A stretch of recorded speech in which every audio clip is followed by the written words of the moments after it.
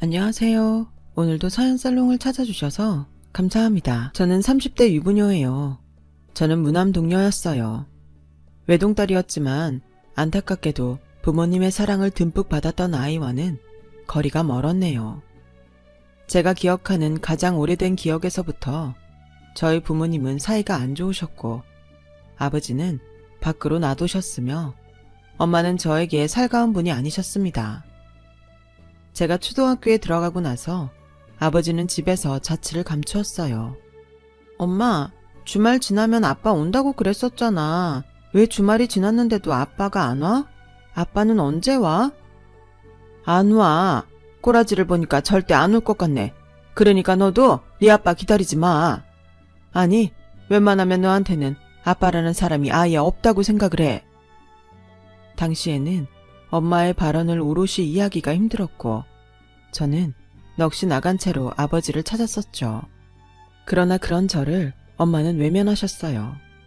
저는 혼자 아빠의 행방에 대해서 궁금해하면서 가슴앓이를 하였고 그렇게 자라나다가 부모님의 이혼 소식을 알게 되었어요.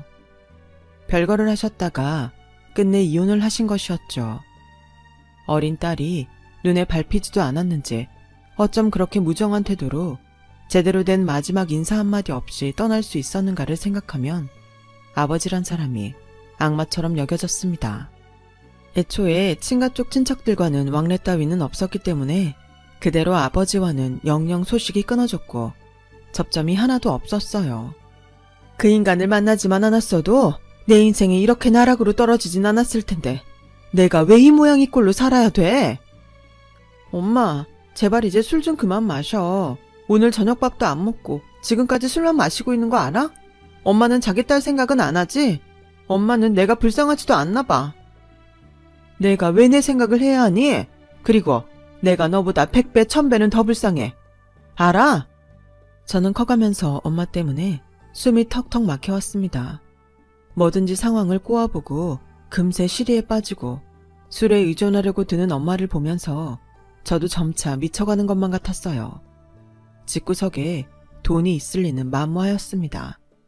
하도 돈을 빌려댔더니 외가 쪽 친척들한테는 결국 절연당했어요. 빌려준 돈을 안 받아도 되니까 앞으로 제발 연락 좀 하지 말아달라면서 하나같이 저희 모녀에게 그러더군요. 저는 지독한 가난 그리고 애정결핍 상태에서 학창시절을 지났습니다. 문제집을 사비로 사본 적도 없었고 매점은 한 달에 기껏해야 2번 정도 갈 수 있는 곳이었으며 비가 오지 않는다면 무조건 등하교를 걸어서 했어요. 버스비조차도 아까웠거든요. 입시학원 한번 다니지 않고 저는 수능시험 공부까지 해서 대학에 들어갔습니다. 알아주는 곳은 아니었어요. 다만 장학금이 나오길래 선택한 곳이었죠. 네가 무슨 능력이 있어서 대학생활을 하겠다는 건지 모르겠다. 대학 나오면 고졸보다 더 좋은 직장 다닐 수 있는 건 확실하니? 엄마는 그 얘기를 도대체 몇 번째 하는 거야? 아무리 그래도 고졸보다는 대졸이 나아. 내가 학기마다 장학금 타고 생활비는 아르바이트해서 충당하면 되니까 걱정하지 마. 그리고 내가 대학 졸업하고 취업하면 엄마도 이제 문화생활 누리면서 재밌게 살아야지. 얘가? 참나. 말이나 못하면 이미 망한 인생? 나는 그런 거 필요 없으니까 너나 실컷 누려라. 너만 행복하게 잘 살아도 나는 여한이 없을 것 같으니까. 그날따라 엄마의 말투며 목소리가 이상했어요. 묘하단 기분을 느꼈지만 어리석었던 저는 그 직감을 모른 척 하였습니다. 제 대학 생활하기에도 바쁘다는 핑계였죠. 알고 보니까 엄마가 굉장히 아픈 병을 앓고 계셨더라고요. 엄마가 시한부라는 걸 알았던 순간부터 이미 제정신이 아니었던 저는 엄마의 저물어가는 생명을 실시간으로 지켜보면서 더욱 미쳐갔습니다.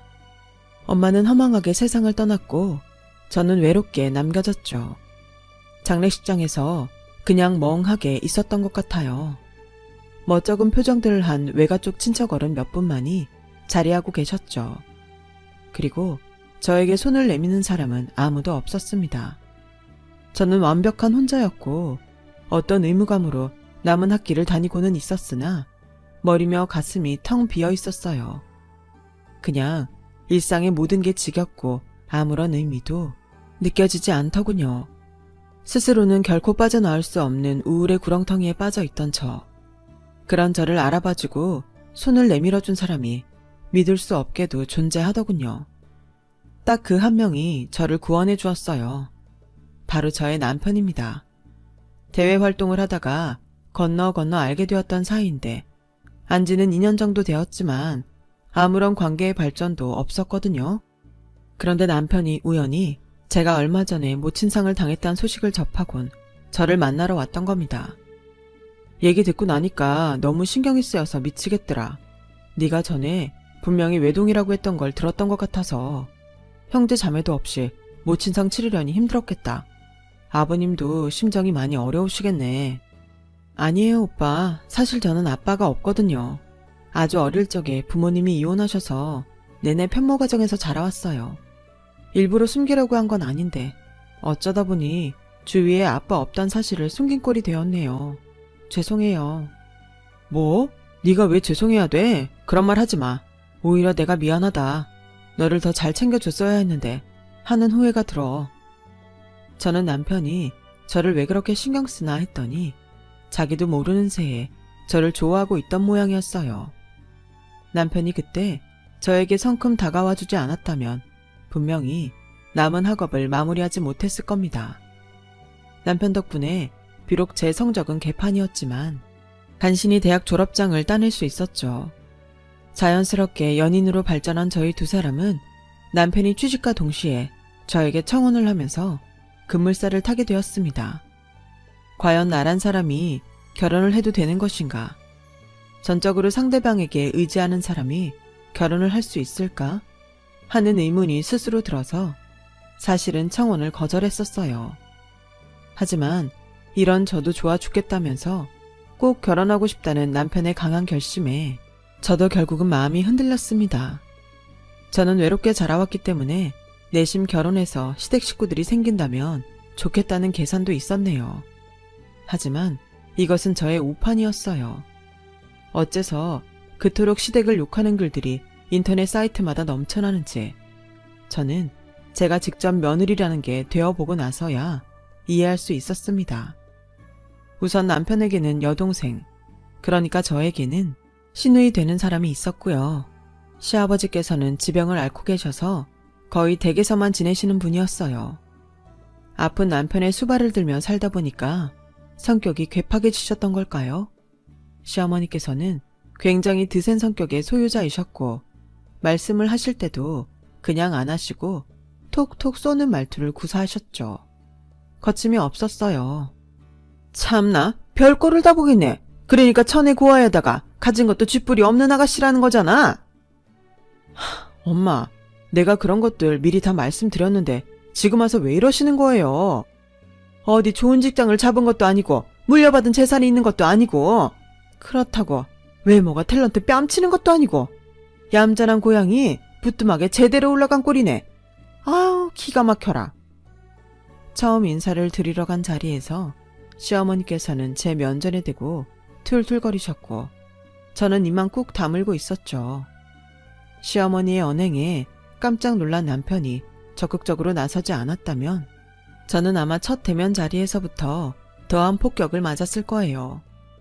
생각해보면 저같이 부족한 조건의 여자를 며느리로 받아주는 것이 시댁 입장에서는 달갑지 않았을 텐데 성정이 착한 남편만 보고 지레짐작으로 상상의 나래를 펼쳤던 제 자신이 민망하였고 부끄러웠습니다. 제가 환영받지 못하는 걸 몸소 느낄 수 있어서 어찌할 바를 몰랐어요. 시어머니께서는 저를 굉장히 마음에 안 들어 하셨지만 남편은 저랑 결혼하겠다는 고집을 꺾지 않았으니까요. 제가 그 가운데서 도대체 어떤 자세를 취해야 하는지 고민하고 있을 때였죠. 놀랍게도 시아버지께서 끼어드셔서는 엄청난 발언을 하셨어요. 하루라도 빨리 결혼해서 일찍 애를 낳는다면야 좋지. 당신 갑자기 무슨 소리를 하는 거예요? 그래서 우리 집안의 귀한 장남을 이런 식으로 결혼시키겠단 거냐고요? 안 될 거 뭐가 있어? 거 떠드는 소리들 계속 듣고 있기 귀 아프니까 그냥 후딱 정리하고 결혼시켜버려. 시아버지의 흔쾌한 허락에 시어머니는 뒤로 넘어가려 하셨습니다. 몸이 편찮으신 분이라 그런지 하루빨리 손주 보기를 원하신 것 같았어요. 그 타이밍을 놓치지 않은 남편이 옳았구나 싶어서 얼른 결혼을 진행시켰습니다. 저는 그렇게 남편과 결혼하게 되었고, 결혼식 과정에서 부모 없고 돈도 없는 애라면서 시어머니께 모진 구박을 받았으나 이 순간만 버티면 될 것 같아서 가만히 참았습니다. 앞으로 착하고 살가운 며느리가 되면 반드시 시댁 식구들의 인정을 받을 수 있을 거라는 기대를 하면서 말이에요.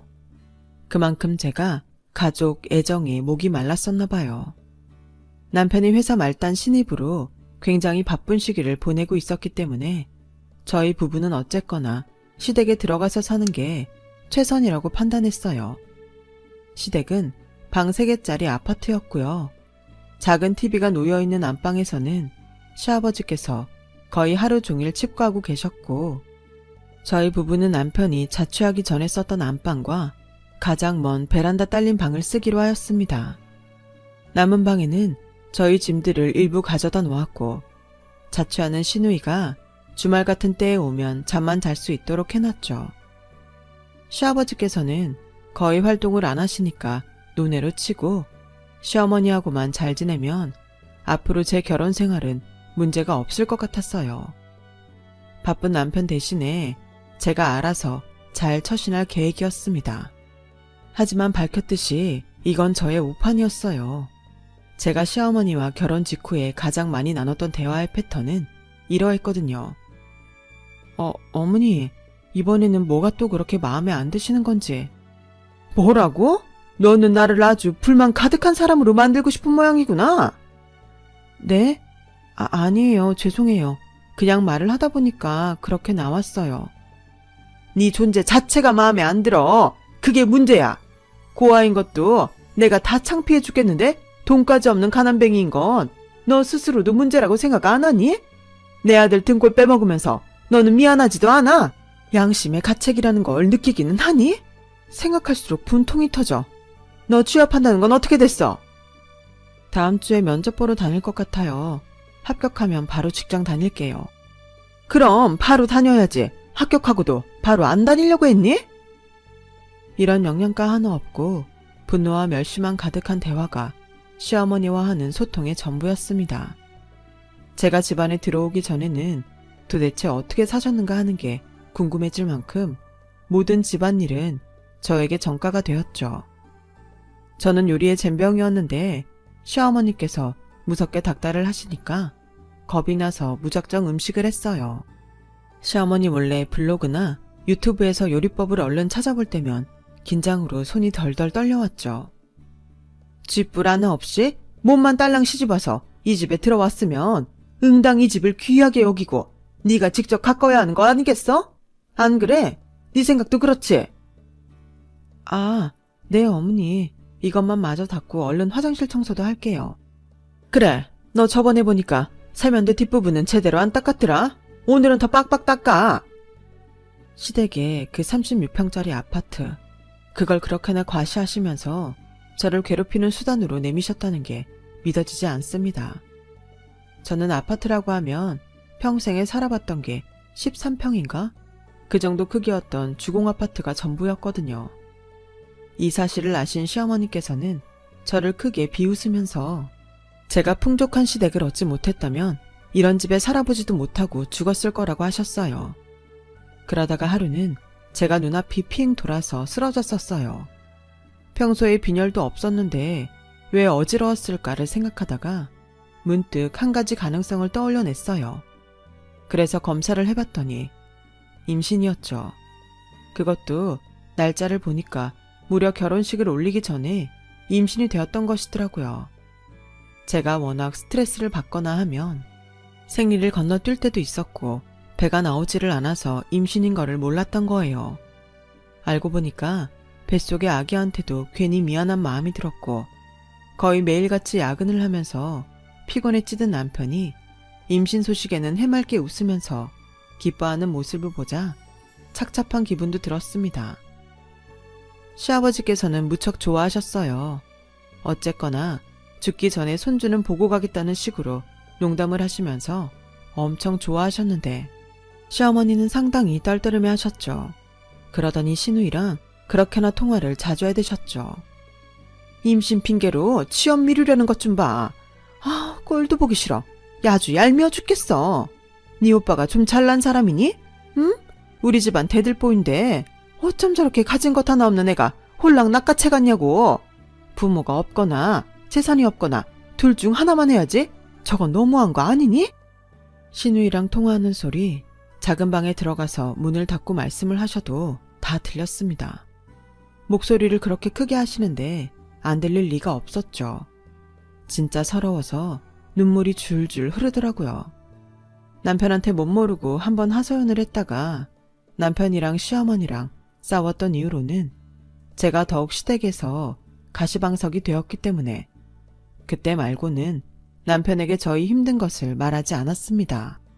시어머니 말 맞다나 남편은 사회생활 하느라 힘든 몸이고 저는 집불 하나 하는 것도 없는 주제에 힘들다 어쩐다 이렇게 투정 부리면 안 될 것 같았거든요. 마음고생을 해서 그런지 저는 임신 사실을 알고 나서부터 몸 상태가 안 좋았고 체력이 바닥을 쳤어요. 시어머니는 이런 저를 무척 싫어하셨죠. 쟤 진짜 웃기는 애네. 밖에 나가서 동네 한 바퀴씩 달리고 그래 봐봐. 체력이 안 생기고 버티나? 저게 다 의지박약에다가 게을러 터져서 저런 거지. 혼잣말로 툴툴거리시는데 저한테 다 들렸죠. 저 들으라고 그러시는 게 분명했으니까요. 와, 정말 이대로는 못 살겠다 싶었던 그 타이밍에 저한테 연락을 한 사람이 있었어요. 모르는 번호였는데 무심코 받아봤다가 기절할 듯이 놀랐습니다. 잘 지내고 있었냐?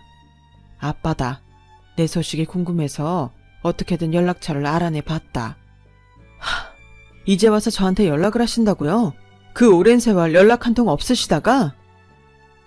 네 엄마가 그렇게 떠났다는 걸 알았을 때 그때 이미 너의 연락처를 받아서 알고 있었지만 내가 망설이느라 또 시간을 허비해버렸어. 이제는 더 그러고 싶지가 않구나. 나를 이해해달라고도 용서해달라고도 안 한다. 다만 한번 나를 만나주면 안 되겠냐?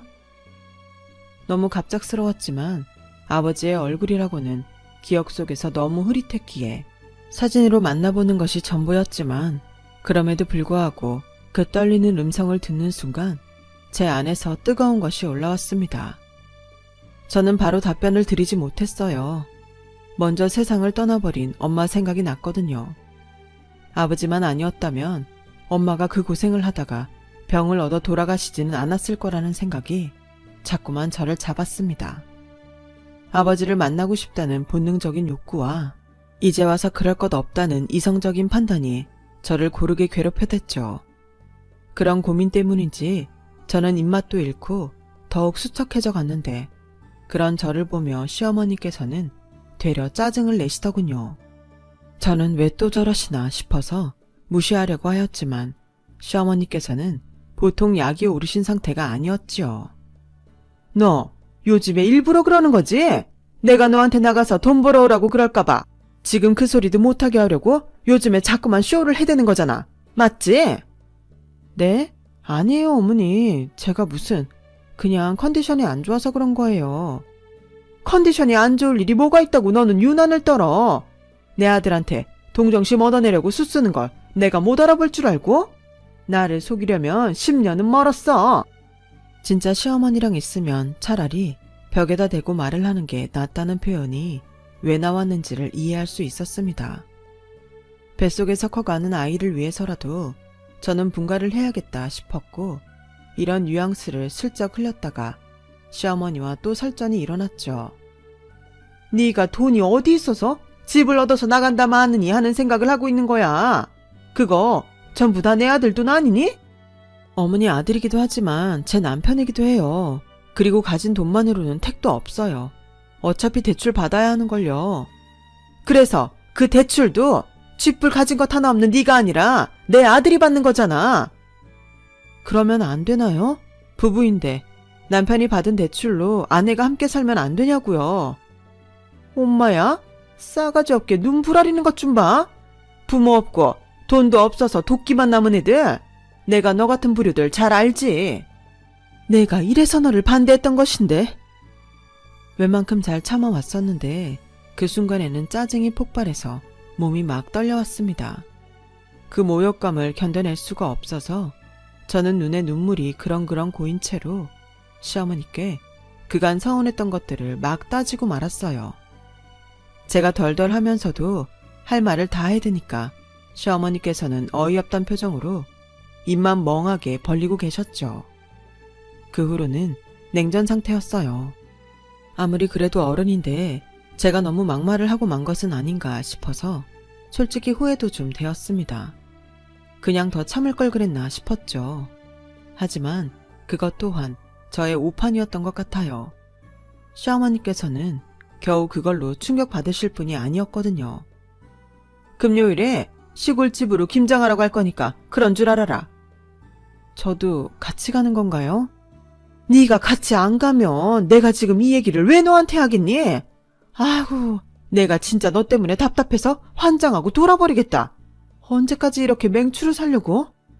아니 그게 아니라요 어머니. 제가 이 추운 날씨에 그 시골집으로 가서 김장을 하기에는 몸 상태가 좋지 않아서요. 슬슬 배도 무거워져서 도저히. 그거 하루 일한다고 무슨 사다리라도 날까봐 그러니? 하여간 유난이야. 너 내 사촌 2명 알지? 결혼식장에서도 보고 명절날에도 한번 봤었잖아. 시골집에 김장하러 같이 가기로 했으니까 그런 줄 알아. 이럴 수가. 시어머니의 말씀을 듣는 순간 눈앞이 아찔해졌습니다. 시어머니께서 말씀하신 사촌 2명이란 제가 시댁 집안 식구들 다 통틀어서 가장 싫어하는 인물들이었거든요.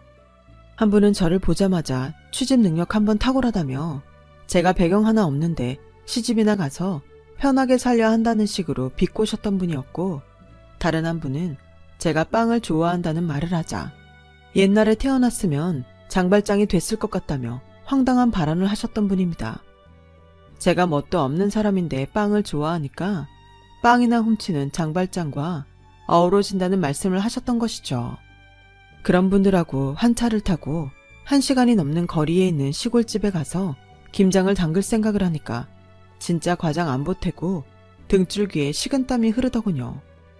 공포스러운 금요일을 앞두었던 그 시점에 저는 다시 연락을 받게 되었습니다. 번호 차단을 해놓을까 하다가 차마 그러지는 못했던 아버지였죠. 고민하다가 전화를 받은 저는 모난 마음에 모진 소리를 내뱉었습니다. 궁금해서 전화해봤다. 그래, 잘 지내냐? 별일은 없고? 제가 잘 안 지내면 어쩔 건데요. 별일이 있으면 어쩔 거냐고요. 날카롭게 받아치고 말았는데 잠시 침묵을 지키신 아버지가 이윽고 꺼낸 한마디에 저는 무너져 내리고 말았습니다. 그럼 내가 도와줘야지. 어떤 어려움이든 내가 해결해줘야지. 그 도와준다는 말을 듣자마자 저는 완전히 무너져서 엉엉 울고 말았어요. 아파트 단지를 올라가던 중이었는데 그냥 그 자리에 주저앉아서 지나가던 이웃 주민들이 보든 말든 숨 넘어가게 울었습니다. 아버지께서는 그저 제가 다 울 때까지, 울음소리가 잦아들 때까지 저를 기다려주셨어요. 그것만으로도 큰 도움이 돼서 저는 후련하게 다 운 다음에 아버지께 부탁을 드렸죠. 그것은 제 딴에는 엄청난 용기를 수반하는 행위였어요. 이윽고 김장하기로 한 당일 아침 대바람부터 시어머니의 사촌 2분이 시댁으로 방문을 하였습니다. 차 한 대로 같이 갈 요량이었기에 그렇게 한 것이었는데, 아니나 다를까 2분은 저를 보시자마자 시어머니와 합세하여서 사람 자존심을 살살 갉아먹는 소리들을 하셨습니다.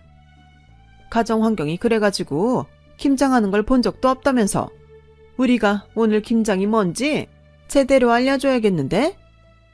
돈 많은 집들은 사 먹기도 하지만 그런 경우도 아니었으니 김장김치나 옳게 먹어봤겠어? 분에 넘치는 집안에 시집와서 호사를 누리네? 세 분이 깔깔거리시든 말든 저는 평온한 미소로 상대해드렸죠. 준비를 다 마치고 엘리베이터를 타고 1층에 내려왔을 때 저희 앞에서 갑자기 멈춰선 차량 한 대 때문에 저희는 모두 발걸음을 멈춰 세워야만 했어요.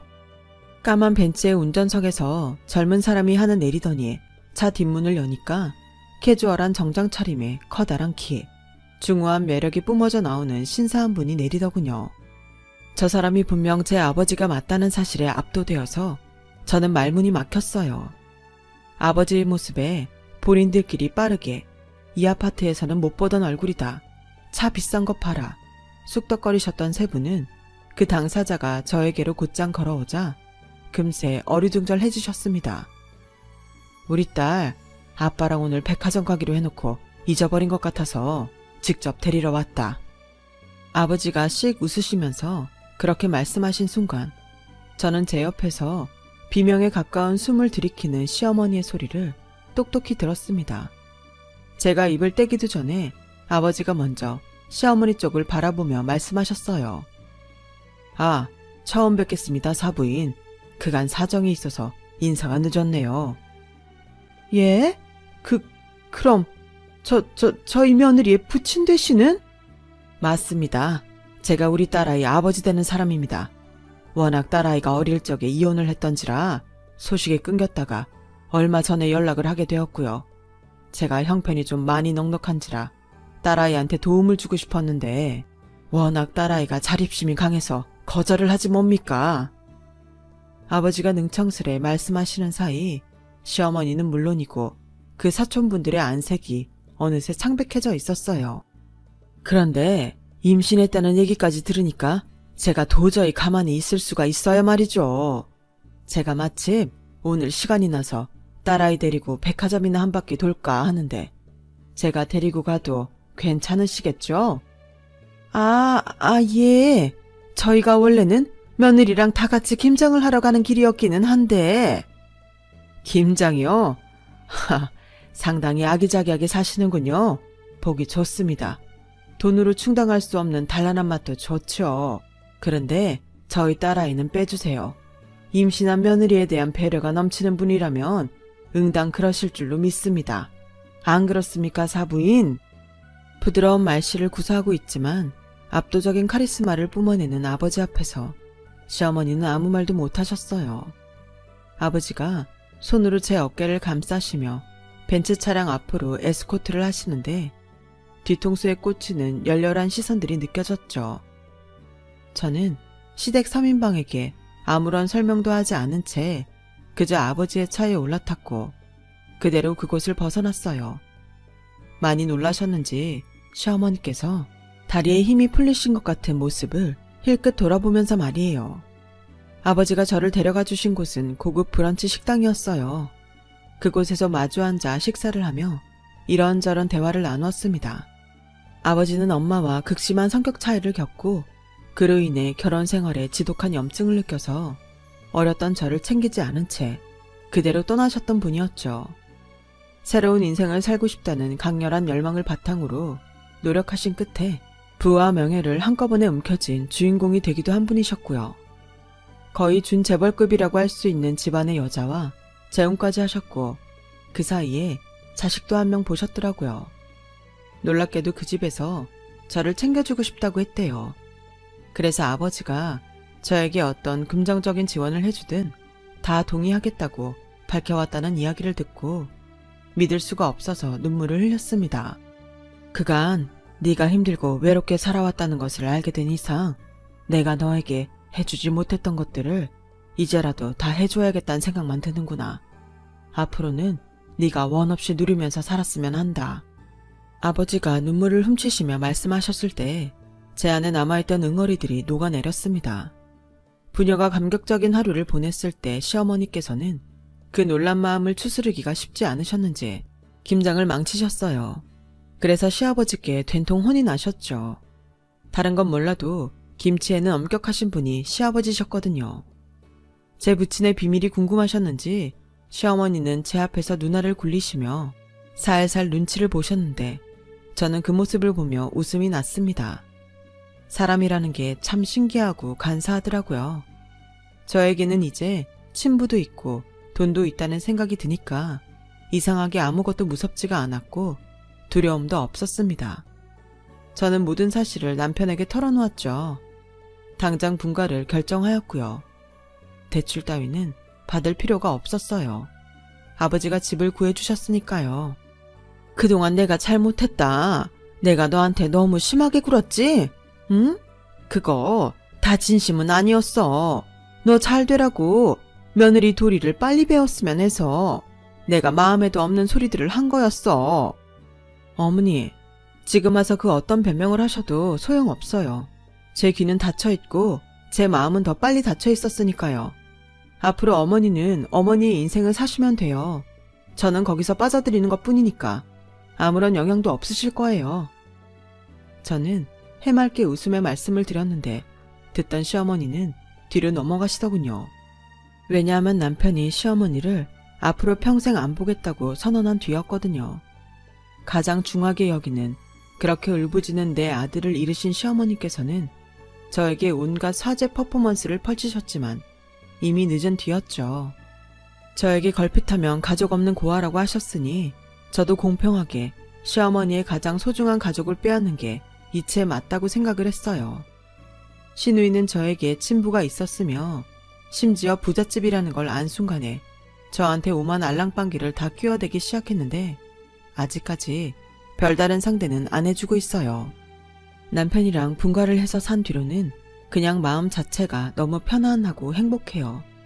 원래 든든한 가족이 있다는 게 이렇게 마음이 평온한 건가요? 애초부터 이런 인생을 살아오신 분들이 있다면 정말 부러울 지경이에요. 저는 처음부터 누리지는 못했지만 지금부터라도 누리고 있으니 만족하렵니다. 제 이야기 들어주셔서 고맙습니다. 여러분의 일상에도 밝은 빛이 되어주는 따뜻한 인연들이 있길 바랍니다. 여러분, 사연 댓글에 응원과 현명한 조언 부탁드려요. 좋아요와 구독은 저에게 큰 힘이 됩니다. 오늘도 좋은 일 가득하세요.